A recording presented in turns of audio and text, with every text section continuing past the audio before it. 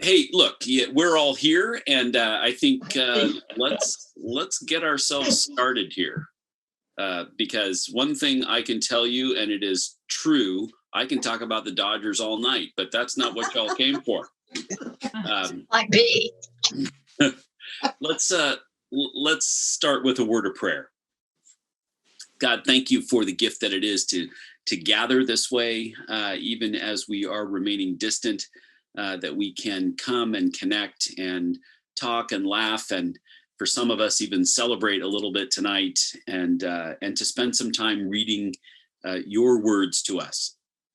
We pray that as we read and study and reflect, and today get a little history behind the letter to the Philippians, that you would be working in each of our lives to shape us into the people you have made us and called us to be.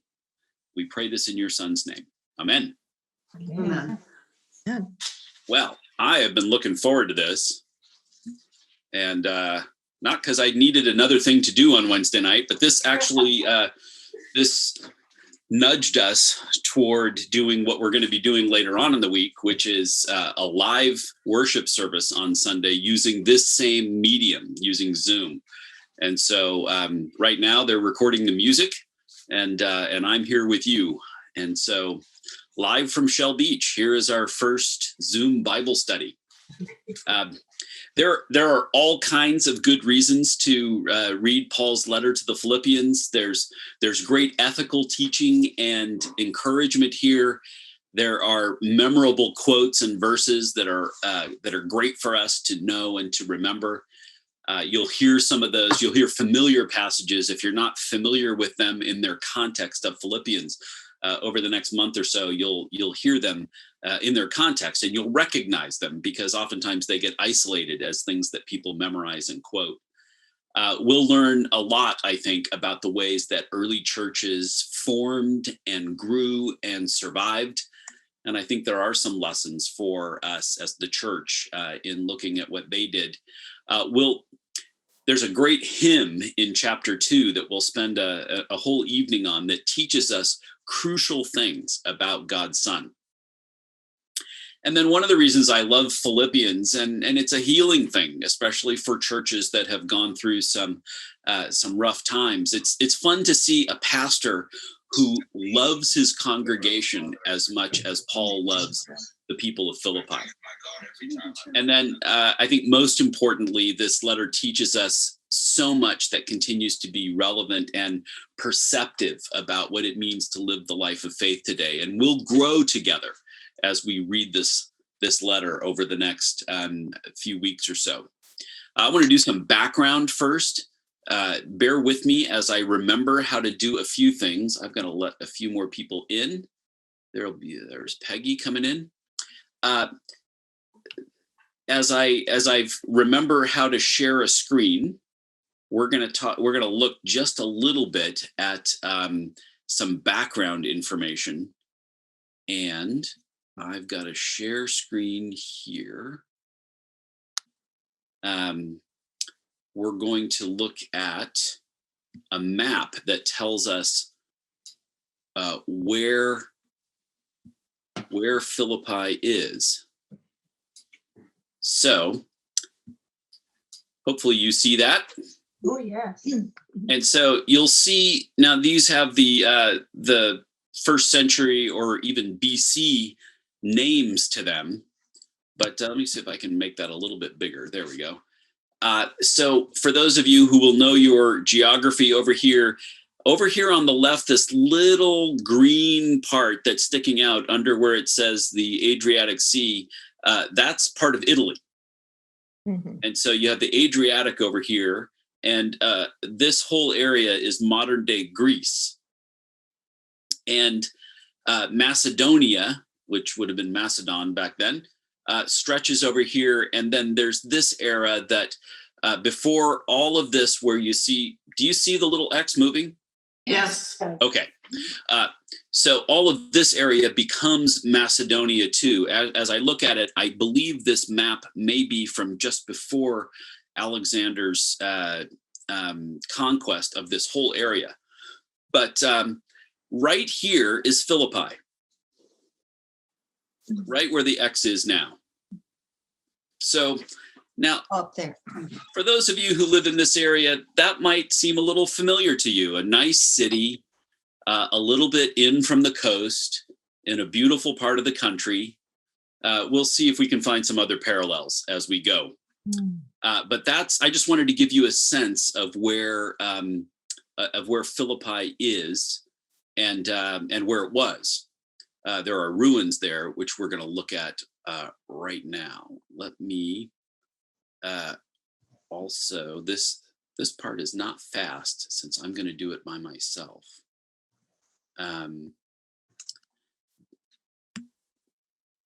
You know, it's going to make me open the picture and then open share screen every time. But this is a Roman theater, Roman era theater in Philippi. For those of you who have traveled in that area, you know that a lot of the Roman cities had great infrastructure, roads and a big forum, an area for an open air market, which would have been the hub of the economy back then, and also theaters like this. If you've been to Ephesus, which is in modern day Turkey, there are at least 2 large theaters like this one, and it's just a feature of these ancient cities. Here's the Roman Forum that was in Philippi around the time that Paul was there. It's these are, you imagine that these pillars created cover for market traders and other businesses, traders from out of the country, and also people bartering and trading from within the country. It's an interesting part of the history. If you know Roman history, you know that one of the things they're known for is building roads. And so Philippi has the Via Egnatia, which, I told myself I was going to look up what that meant before we got together tonight, but I forgot to. So, but this is a Roman road that encircled the central part of Philippi. And so you see that these are real places that we're talking about. Paul writes these letters to real places, to real people that are living real lives. And that's one of the reasons why these letters remain so relevant for us. Philippi was an important city in the Roman Empire during the first century of the Christian church. It had a really important place in Roman history. If we think of cities as Americans like Boston or Lexington or Gettysburg, cities that tie to big events in our history, Philippi was like that for Romans. In 42 BC, Philippi was the site of a battle between the armies of Brutus and Cassius on one hand, and Octavian and Antony on the other. So if you know your Roman history, or if you watched the HBO miniseries on Rome, which despite all of the nudity was actually pretty historically accurate. Maybe the nudity was too, I'm not sure. But these are battles and intrigues that shaped what the Roman Empire was going to look like in the years after Julius Caesar's assassination. After the battle at Philippi in 42 BC, a group of Roman soldiers decided to retire there. They married, they took their accumulated wealth, and they lived really the good life. They started families, they enjoyed the great weather, the beautiful location. Philippi became a place known for military veterans and their new wives and families, because most of them never married until they retired, where they bought homes and villas and started families and things.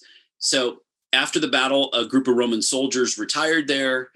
10 years later, when Octavian finally defeats Antony and Cleopatra, and it's important for us to know that Octavian, which is his lesser known name, becomes Augustus, Caesar Augustus, who is the contemporary of, or the Roman emperor just sort of preceding the time of Christ.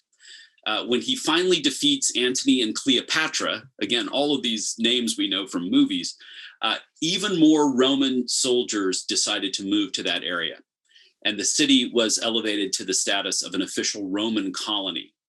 That gave the veterans some tax benefits, believe it or not, that made the city even more appealing for them. It was beautiful, it was prosperous, it was a crossroads because of the Roman roads that were there. It was an intersection of culture between what was East and West back then. And you got a tax break for living there if you were a veteran. So all of those things are factors in what became Philippi's identity in the years before Christ. And the first identity is that it was a very patriotic city. Just imagine a bunch of successful, wealthy military veterans all congregating in the same place. It was a very patriotic city.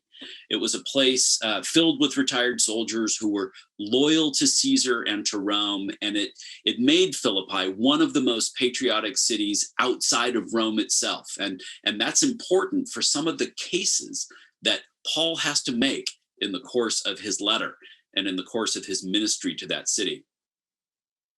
Another important part of understanding the city and the letter that Paul writes to them was the role that women played in Philippi. Women were involved in every area of civic life in Philippi.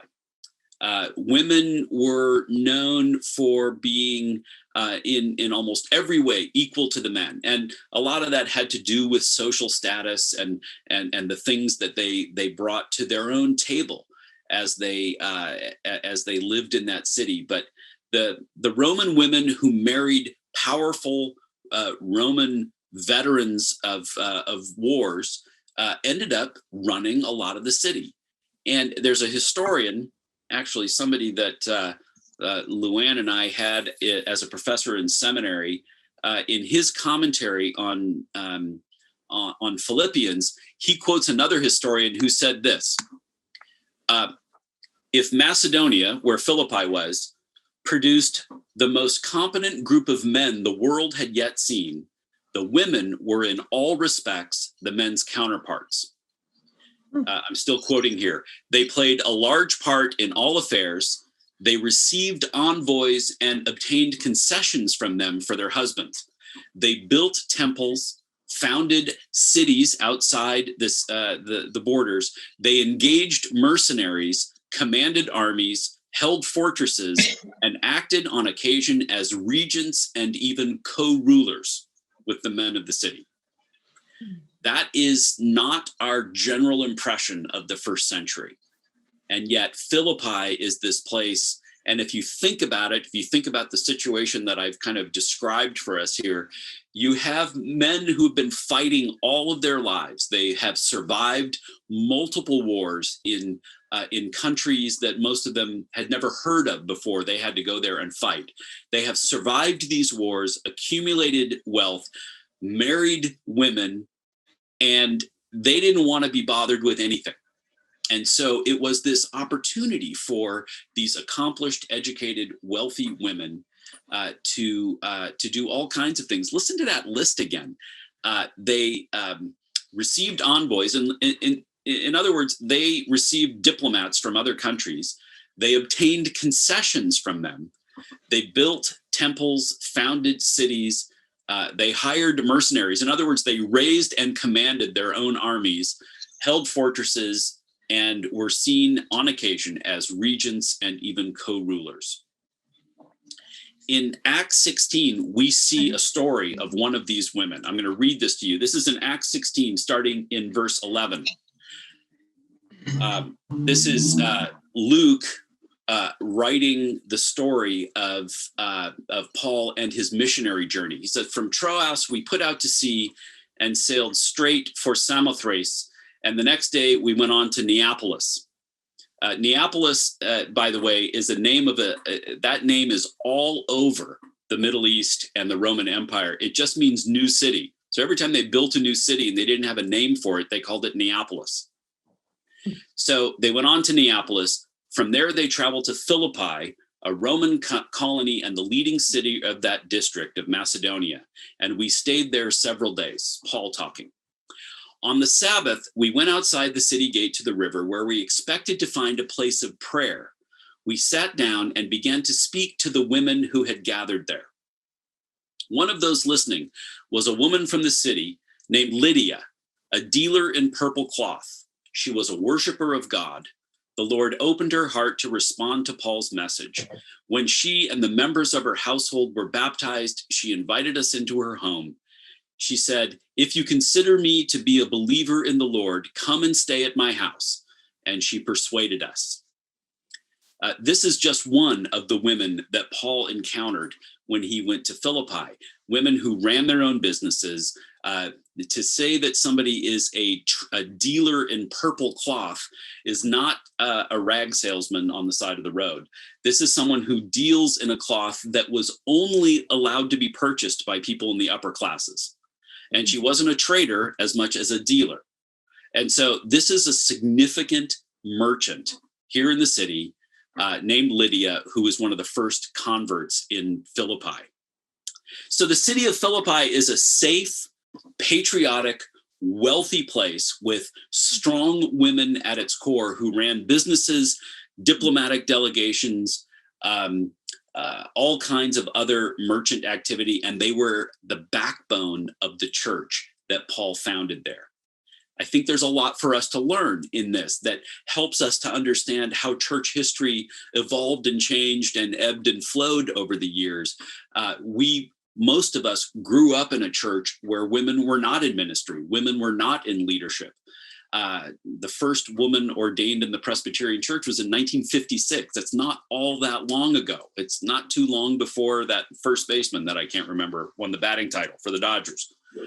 But it's important for us to know that at the beginning, it's a lot more egalitarian, not just within the Christian church, but out in the culture. This is a Roman city that was basically run by women. So it's a safe place, it's a patriotic place, and that's the letter that we're reading. It's that city that Paul is writing to in the letter.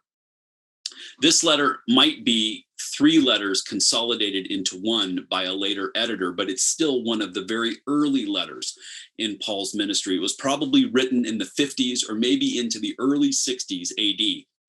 Paul had helped to establish the church in Philippi with Timothy on his second missionary journey from 49 to 51 AD.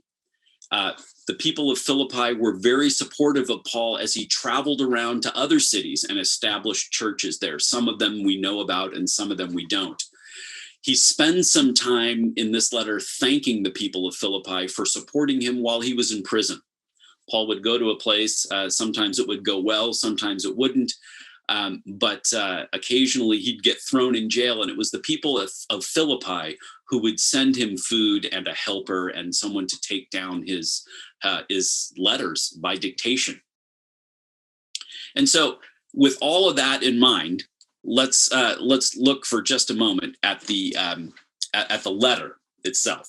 The first 2 verses you hear me quote, or at least part of this, you hear me quote almost every Wednesday when I write the midweek reflection. Not the first part where he says, from Paul and Timothy. So he's writing this letter together with Timothy because they were the co-founders of the church in Philippi, or Paul's the founder and Timothy was his assistant. But notice if you've got your Bible there, notice that this is from Paul and Timothy, and Paul writes, slaves of Christ Jesus, slaves of the Messiah Jesus. That might be an important Bible detail that most of you know, but some of you might not, that when we say the word Christ, what we're saying is Messiah in Greek. That Christus is Greek for Messiah. So occasionally, just to jar the mind a bit, it's worth seeing something like this and saying, from Paul and Timothy, slaves of the Messiah Jesus. That's who's writing this letter. And then the second part of the first verse, to all those in Philippi who are God's people in Messiah Jesus, along with your supervisors and servants. we learn a ton about the Philippian church in the very first verse. Now, a lot of us will just gloss over the greetings, but what you're seeing here is a multi-level, a church that is made up of multiple social strata, because Paul addresses the believers and also the people above them and the people below them. Presumably some people who owned large households, and by that I mean owned groups of slaves, who were also part of the church. And so Paul's greeting to them is to God's people in the Messiah Jesus, along with your supervisors and your servants. So Paul's greeting the whole church, no matter where they were, high, middle, and low. We learn something of the social structure of the church in Philippi just from that first verse, just from the greeting. And then Paul adds, may the grace and peace from God our Father and the Lord Jesus Christ be with you. It's a greeting that is picked up in Christian writing for centuries, including, like I said, in my midweek reflections. I always try and start with that greeting, grace and peace to you in the name of the Lord Jesus Christ. And so what we see after that is Paul entering into what is a very tender and affectionate letter. Paul takes these next 5 verses or 6 verses or so, and he expresses his deep love and affection and care for the people of Philippi. Listen to these words that Paul writes in verses 3 through 8. I thank my God every time I mention you in my prayers. I'm thankful for all of you every time I pray, and it's always a prayer full of joy. I'm glad because of the way that you have been my partners in the ministry of the gospel from the time you first believed until now. I'm sure about this. The one who started a good work in you will stay with you to complete the job by the day of Christ Jesus. I have good reason to think this way about all of you, because I keep you in my heart. You are all my partners in God's grace, both during my time in prison and in the defense and the support of the gospel. God is my witness that I feel affection for all of you with the compassion of Christ Jesus. Isn't that a great letter? Beautiful. I mean, yeah, Paul occasionally has hard things to teach to a church, and the Philippians are different. You know, he loves them so much. There's very little sort of gentle correction that we'll see over the course of this letter. But even in the letters where he has some correction to give, like in the Corinthian letters, he still greets them well. But nowhere does he greet anybody like he greets the Philippians. He prays for them every single day. And every time he thinks of them in prayer, he remembers them with joy. They have always been partners in the ministry of the gospel, literally from the first time they believed until the day of his writing. And Paul expresses his confidence that whatever God got started in the people of Philippi, whatever he got started in the Philippian church, that he was going to bring it to completion. I think churches need to hear that word, that whatever else happens, and a lot's happening in Philippi. We're going to see this as we read through. It's not all rosy. And remember, he's got the whole Roman patriot thing to overcome eventually. People who believe that Caesar is the only God. People who believe that Rome is the only law and the only truth. You will see old ancient quotes that way, that Rome is the only truth. And here's Paul with the gospel of Jesus Christ for a group of people that didn't hear it before, hadn't heard it before. And he's got to convince them that Jesus is Lord and that God's truth is the only truth. So there's a task ahead, but it never gets lost in Paul's writing to the Philippians that he has good reason to think this way about them, because he has always kept them in his heart, and that he knows that what God started in them, he will bring to a fruitful conclusion. I think that churches that have gone through rough times need to hear this verse more than any other verse. right? It's an opportunity for us to remember that whatever else has happened, God started something here, and God's going to bring it to full flower here. Broken, wounded, soiled, whatever other adjective we want to throw our way, because, we're us. But God is going to bring what he started to fruition in this place. That's a message that Paul gives to the Philippians. I believe that's a message that we're meant to take from this affectionate part of the greeting right here in the first few verses. We're barely to verse 6, and Paul has already said something so meaningful about his hope for the church. So I have good reason to think this way, because I keep you in my heart. You are all my partners in God's grace, both during my time in prison and in the defense and support of the gospel. If you read through the book of Acts, which is the early history of the church, it is the second volume of the work that Luke began with the Gospel of Luke. So Luke wrote 2 books, Luke and Acts. And so the Luke story, the Luke's gospel, tells the story of Jesus, and Acts tells the story of what happens after the coming of the Holy Spirit and the rise of the church. But you see these stories of Paul's missionary journeys and the amazing things that happened to him. And we'll read about one of those if we get that far tonight. But these amazing things that happen to him while he's imprisoned for saying that someone else is Lord besides Caesar. And through all of that, the people of Philippi supported him, sent him food. If you were, there's a huge class system in the first century in Roman prisons, and Paul is of an upper class, but he is still imprisoned, which meant he was given somebody who could come and visit him and take care of him. He was given the opportunity to receive gifts from churches that were caring for him and wanted to send him things. And the Philippians were very generous and supportive of Paul as he suffered in jail. But they were also supportive of him when he wasn't in jail. And that's the point he's making here. They have been steadfast with him no matter what else is happening. And then really, honestly, one of the most loving things I've ever heard a pastor say to a congregation: God is my witness that I feel affection for all of you with the compassion of Christ Jesus. Now, every bit of that sentence means something.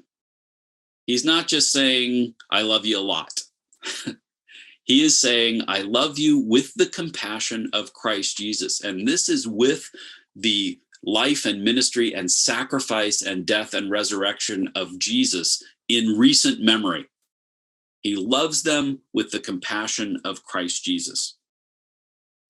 And then we get to this next section, which is honestly still part of the greeting and thanksgiving and prayer of this letter.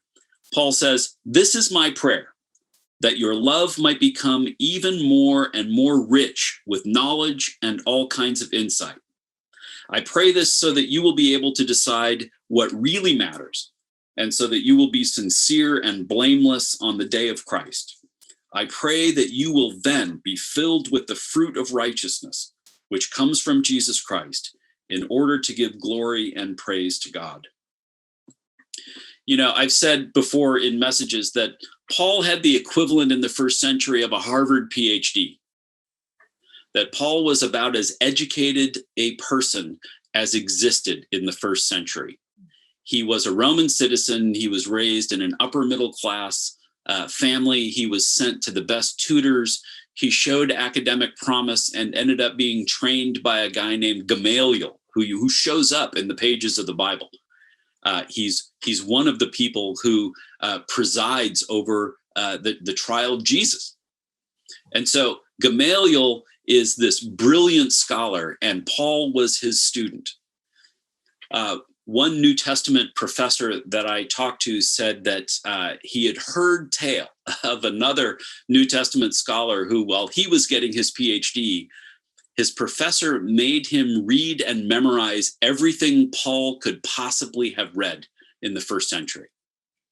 Now, it's a lot. Now, it's not as much as now when I can call Amazon, as I did the other day, and bought this book. These are still things that are handwritten on scrolls that have to be circulated. But Paul read every single religious and political and academic document that was available to him in the first century. And this professor who trained in the 30s in Germany had to do the same thing in order to gain his PhD. Now, what we read and study and take in is part of what shapes our worldview. Whatever trainings each of you have, I was an English major in college. You've heard it when I talked about the parables. I think of things in terms of literary forms, and language matters to me. To my cousins who all majored in math, I'm a mystery to them, but they're just as much a mystery to me as I am to them. But the things that we study shape our worldview. And what you have to know about Paul writing this really goopy, affectionate, lovey letter to this church is that he is still rooted in the understanding that what we feel has to be hemmed in and defined by what we know, and vice versa. Everything is informed by everything else. And so when he says to them, "This is my prayer, that your love might be more and more rich with knowledge and all kinds of insight." It's not just a love letter. It is a loving encouragement to a group of people who did not grow up with Judaism to immerse themselves in the rich depth of the story of Jesus, which doesn't start with Bethlehem, which starts with Genesis and starts with God's relationship to his people as it progresses through the early patriarchs and the judges and into the kings period and through David and into the prophetic period.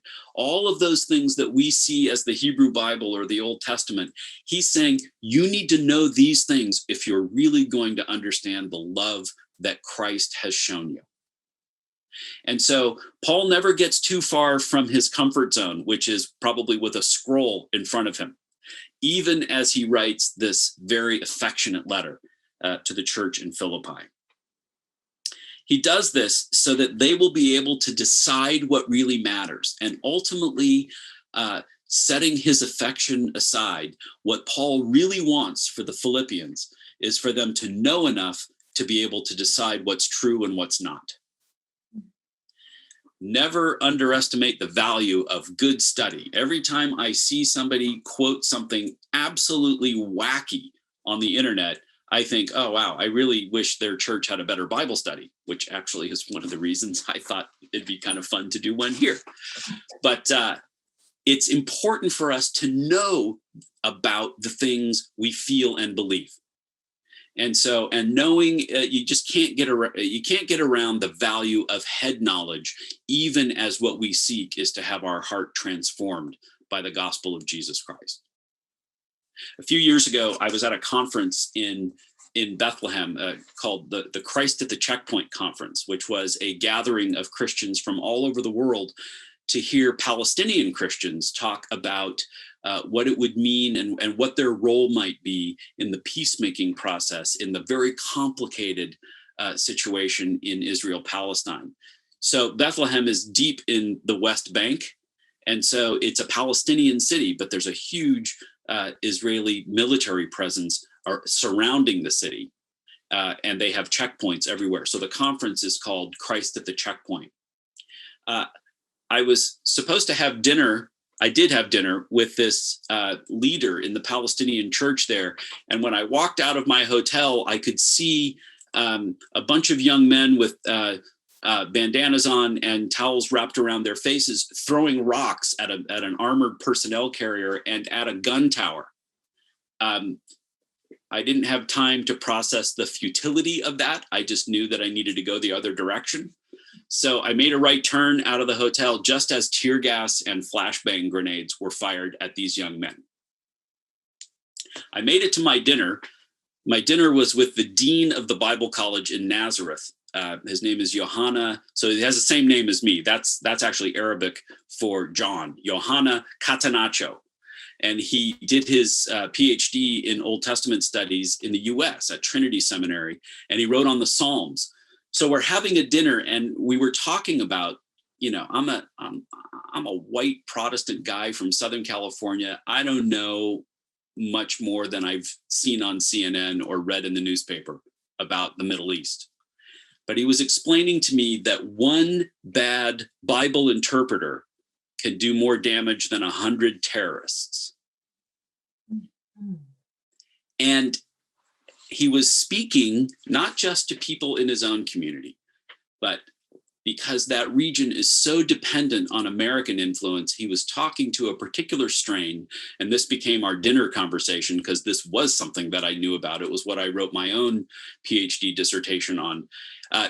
This one particular strain of American theology called dispensationalism, which has led to a lot of what is the chronic problem in the Middle East.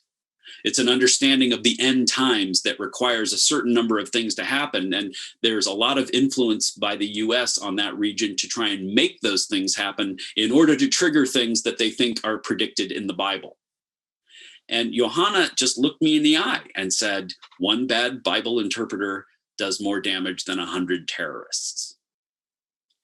It was ingrained in me then. And so I pick it up when Paul says it here, that even in the midst of all of these things he's saying about how much he loves this community, what he's reminding them of is that they need to know about what they believe. And so we take that as a message to us across time. That's not a message that's locked in the first century somehow. This is a message for us that as we work our way through this letter, as we study this, we're doing it so that we can form a foundation that undergirds what we believe, what we think, and what we hope about who Jesus Christ is. And that, folks, is just about the most important thing we can do as individual believers and as the people of God gathered as a church. It's our job to take what we believe, what we hope for, maybe what we want to be true about God and about God's call on our life, and undergird that with understanding in the things that he's actually revealed to us in the pages of his Bible. And so that gets us, I think, to where we want to end my ramble tonight. But this is a good letter. There's a lot in here. There's some great theology. There's some good ethical teaching. There is some really interesting cultural stuff that we'll dabble in as we think about what it means to be Christians in a first century Roman city. But I just want to open it up now. This is the dangerous part. We got 20 people, 20 households. We're fine.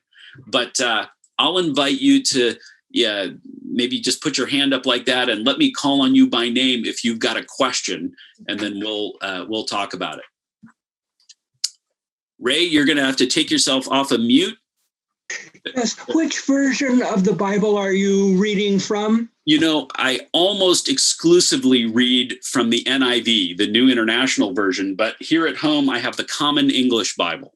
Common English. Okay. Because I was looking at the NIV and it wasn't quite the same. It's not quite the same. And for the passages that I know well, when I read them out of this Bible, sometimes I change them as I read them to the one that's more familiar to me.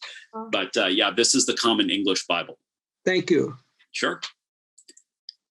Any other questions? I mean, just detailed questions, or want to throw a rock at me? It's quite all right. I can take it, especially since I'm not at your house. I have one. Sure, Evelyn. It's well, I was just kind of wondering, Paul seems to know these people really, really well, and they've really bonded. And how much time did he really spend with them at any one point? Yeah, that's a great question. I think when Paul went to places for the first time, he would stay for an extended period of time, months, or if it was one area where he could work with multiple churches at the same time, he might be someplace as long as a year. I'll look up how long he was in Philippi, but clearly it's long enough for him to build relationships, to get very close to some people in particular, but also to feel a general sort of affection for the whole church. So I don't know the specific answer, but that's something I can write down and look at, unless somebody else knows.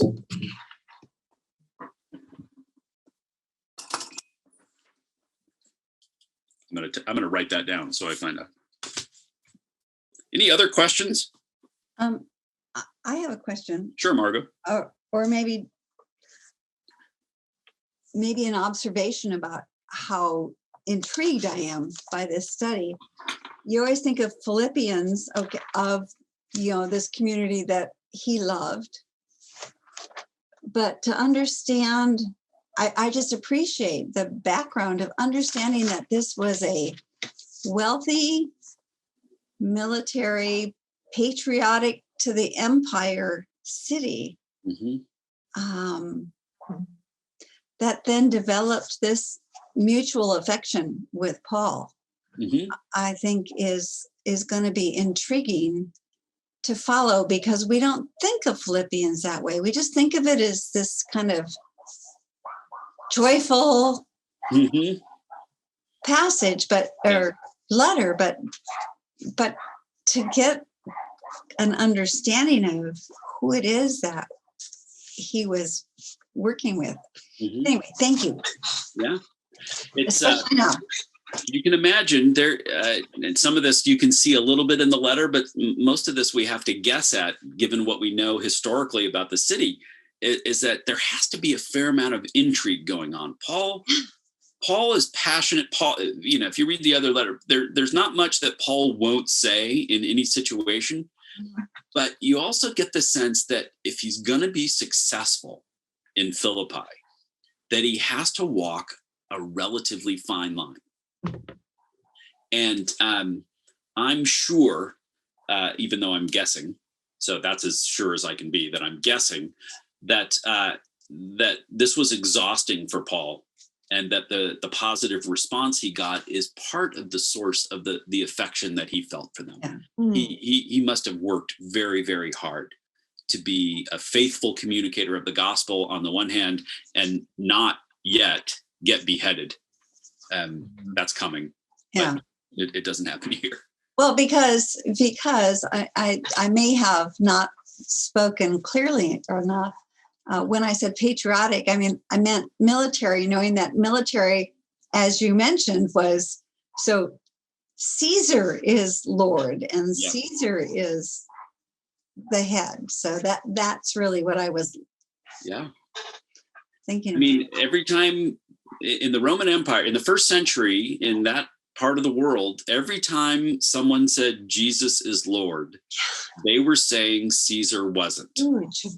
Huge. And if you want to say that there aren't political statements made in church, I'm just going to say that from the very beginning of the church, it is founded on and these people didn't know what the world was going to become 2,000 years later. They knew what their world was like. And so from the very first moments of the church, it is built and rooted in a political statement. And that is that Jesus is Lord and no one else. Yeah. No one else is. Bob, I saw that you had a question, Bob. Well, just a comment, John. Going back to the question about how long Paul might have been at Philippi. Yeah. And I don't have the direct answer to that, but the Bible that I'm using has a little intro to it, and it says that on at least 2 other occasions, Philippi had the joy of welcoming its beloved apostle. So that would, in at least three episodes of his being there. Sure. Which would be quite a long time for Paul. Yeah. I mean, he skipped around a bit. So he makes, I think, 3 missionary journeys that are described in Acts. And most of us who grew up with a Bible that had maps in the back, you have those 3. It's usually 3 different colored lines, each describing the missionary journeys. And I think where he on the first one, he may have stayed longer in places and helped this church get established. And then on second and third journeys, stopped by to encourage them, maybe for a shorter period of time, maybe months still. I don't think he ever, in the first century, you don't walk someplace or take a ship someplace and walk for a month so that you spend the night. So on the one hand, you don't have jet lag. But on the other, it's a long journey to get to these places. And in the end, Paul goes to, he's shipwrecked in Malta, which is out in the middle of the Mediterranean. He is all over the coast of what is now Turkey and into Syria. There are all kinds of places he goes, and it's, there's no car, there's no bus service. This is on foot or by ship. And these are long, slow journeys. So I would imagine he stays at places for a while. Dale. Yeah, I'm interested in the circumstances of his imprisonment, both do we know where it was, and the jail, was it like Mayberry or a big prison, or what kind of they seem to be fairly open about, I'm going to send this one fellow who's with me back, and they let people in to visit and so forth. What can you tell us more about that? Yeah, from what I know, and that's not necessarily an area of expertise of mine, but from what I know about these first century jails is that they tended to mirror the class divisions that people outside of jail lived in. And so if you were a slave or a working class person, and you are a servant and you committed a crime, you were in the lowest form of jail, which may be, a dank basement knee deep in sewage. And, there's nothing that was made pleasant for you. But as people worked their way up, and this was true even in England, when aristocrats were arrested, they were kept in the Tower, which the Tower sounds like an awful thing. But when you go there, you realize these are pretty nice digs. And it was the tallest building in London for 5 centuries or so. It's so the class system is mirrored inside. So Paul was allowed to have things brought to him. Paul, in one letter, refers to some issues with his eyes. And so he was given, here's an English major word, an amanuensis, right? Somebody who takes down your thoughts, you speak, and it takes dictation. Mhm. And again, that's more of a production then, because it's not like there's a Staples down the street and you come with, a stack of yellow pads. This is somebody who has to be able to bring in sheets of parchment, who has to be able to bring in ink and a setup, and to have light. So Paul was allowed to have provisions and help brought to him because of his status as a reasonably well-born Roman citizen. So, it doesn't mean it was the Hilton, but he wasn't a galley slave. Which again, everything falls back to a movie for me. But he's not in the galley in Ben-Hur, right, where they were just expected to work until they died. That would have been a different class. Mm-hmm. Yeah, there's a little historical note in my Bible on this. It's a study Bible for the NIV, and it says that he was in his own rented home for 2 years. And where he communicated with the Philippians at that point. So as a political, that was about prisoner, AD 61. Yeah, and that's roughly about this time. So that actually helps us understand this and to maybe give us a modern day equivalent. Paul's under house arrest. Right. And so there are times when he's in jail, and he's going to tell a story at one point about he and Barnabas, I think, singing a song, and it rattled the chains off of the gate, and the jailer says, "Oh, just kill me now." And instead, they invite him in, teach him the songs, and he comes to faith in Christ too. I mean, so there's not a lot of consistency right? This is Rome. Life is cheap in Rome. If you are in their way, they will crush you. And part of the story of Paul is how he uses his Roman citizenship, on the one hand, to travel freely and to engage in these missionary ventures, but also in the end, all Paul ever really wants to do once he becomes an evangelist is go to Rome, and he ends up going there in chains and never leaves.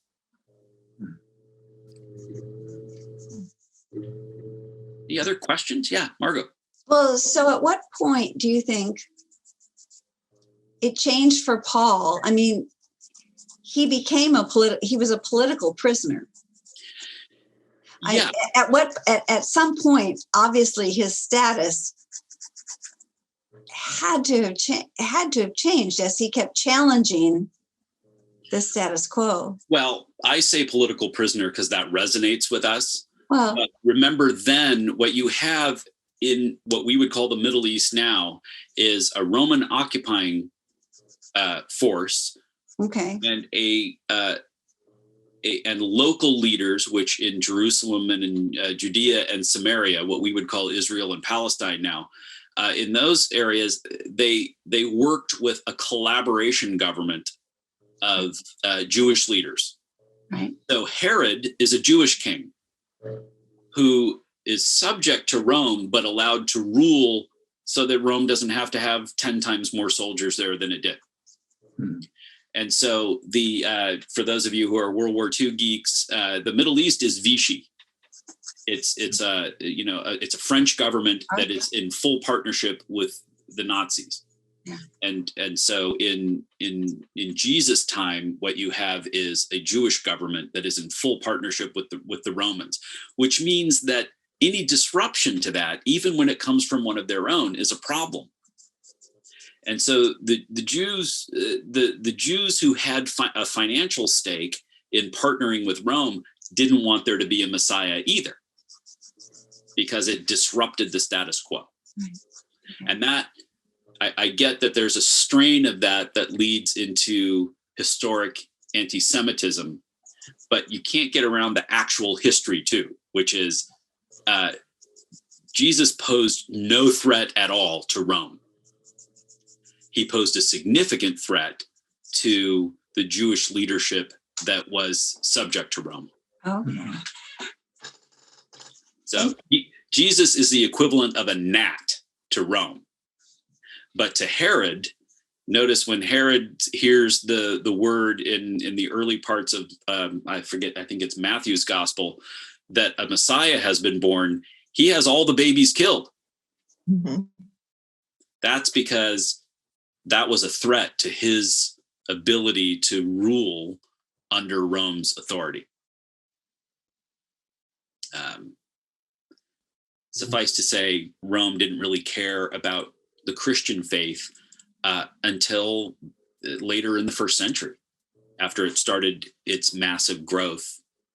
And there's a story of a Roman local leader who is just lamenting these awful Christians who give away their food and care for people and give people more than they ask for. And it was ruining the image of the local Roman authorities. This poor guy, you just had to pity this guy. And here are Christians under threat of death, supporting the poor in some local town. And this guy doesn't know what to do with them. And Rome, when it didn't know what to do with you, it wiped you out. So oftentimes some of the persecutions that you see in the first couple of centuries of the church, some of that stems from just people not knowing what to do with these folks that didn't play by the world's rules of power and authority and conquest and threat. So any other questions? We hit our hour mark. Are we okay with this format? Is this going to work for you all? Yes. Then we'll pick up where we left off. We'll do a little rehash of the background. As we get to other sections in the letters, we'll rehash parts of the background that bear on what we're about to read. But the main things are Philippi is Philippi is a lot like the Central Coast. You know, it's a comfortable, beautiful, temperate, relatively patriotic place that doesn't sometimes, sometimes needs to hear the gospel, right? That's our mission here as the church. Definitely. Forgive me, I've got two. Tad, where are you? There. Is that okay to pray about? You sent that to everyone, actually. So I will say, yeah. Oh, okay. That Christy's husband, Kevin, is having an appendectomy as we speak, as we gather tonight. Wow. We will put him in our prayers. So let me close this in prayer. You all know, and you're about to know more as we figure out new ways to get a prayer list out to the congregation. If I can pause and just make a couple of announcements here. One thing that people have asked for is for us to include the prayer list in the online bulletin. We can't do that because of that feels like a breach of privacy unless we go and talk to each of those people and ask for that to be there. But you'll see in the bulletin next week and in next week's peak a way to write to Kenneth and ask for the current prayer list. And it can be sent to you. We ask that you don't distribute it and that you don't post it, but we want to still be able to pray for each other and to know what's going on within the congregation. That's one of the things we miss about being together on Sunday mornings and during the week. So pay attention to that notice if you'd like to get a prayer list sent to you, and we'll make sure that happens. The other thing is Sunday morning is going to look a lot like this. Okay, we are going to worship by Zoom on Sunday morning, and pray for us this week. This is a huge source of stress and creativity and adventure and all those other good things. But, nothing puts a target on a church staff's back more than the worship service. So I'll beg for your forbearance ahead of time. We got a really good group of people working on this, and they're recording the music tonight. We'll have a live meeting at 10 o'clock, a worship service on Zoom at 10 o'clock on Sunday morning. The same way that I did the share screen, that's how we'll put the music in. And Jen's time with the children will be dropped in that way. And we've got a young man who went through Front Porch's program, and he's going to pray the Lord's Prayer for us in Arabic on Sunday. So, and our own Nellie Beecher is going to pray it for us in Dutch in a week or so. And then we have Dale and Kathy's exchange student giving it to us in Spanish, and Fabrizio Grigoli giving it to us in Italian on the last Sunday. So we're going to hear what it means to pray the Lord's Prayer around the world as we talk about what it means for us. So I could ramble all night. You all know that. So let me offer a prayer for us. Susan has a question. Oh yeah, sorry. Since the service on Sunday is live, more or less, can we send prayer requests to you to be mentioned in the service? You can. I'm sure that I can do that, and I'm sure that I'm happy to do that. Make sure that the person doesn't mind their story being broadcast, because once it's out there, there's no getting it back. Okay, that was just a question. I don't have one, but I think that's something that I think we've missed, is hearing more personal prayer, the prayers and concerns part. So when would people need to have that to you? Well, sooner's always better than later. I guarantee you by Saturday night, I will be, if I'm sleeping at all, I'll be dreaming about Zoom functions and how to get things done. But I think maybe just to keep things tidy, send them to Kenneth. We have a long list of prayer requests already. So if it's not something that's already on the list, I just need to be sure that if I'm going to say it literally over the waves, that it's okay to say. Okay. Yeah. But if you are looking to get the prayer list for the whole church, look for that announcement in the Peak next week, and then virtually in everything we send out between now and then. Might actually be in the bulletin this week. That will give you instructions for securing a prayer list for yourself. And then I encourage you this way to gather and get 5 or 6 other people and pray through that list on Zoom. If this is what we're left with, make the most of it. That's kind of how I feel about tonight. This is a way to make the most of the fact that we don't get to be together, but look at us. We get to talk about the Bible for an hour. Not bad. One other way to get together is to come to bingo.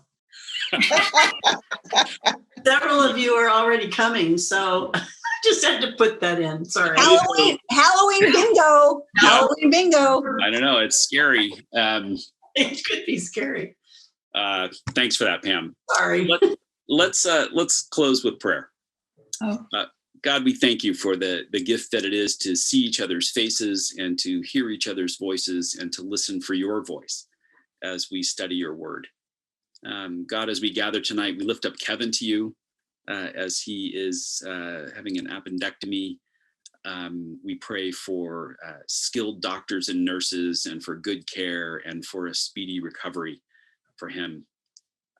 God, we know that each of us knows a part of the list of people within our own community who are sick, who are injured, who are grieving, and we lift them up to you. We ask for your blessing on all of us and all who are suffering in some way. We want to celebrate with those who celebrate and grieve and suffer with those who grieve and suffer.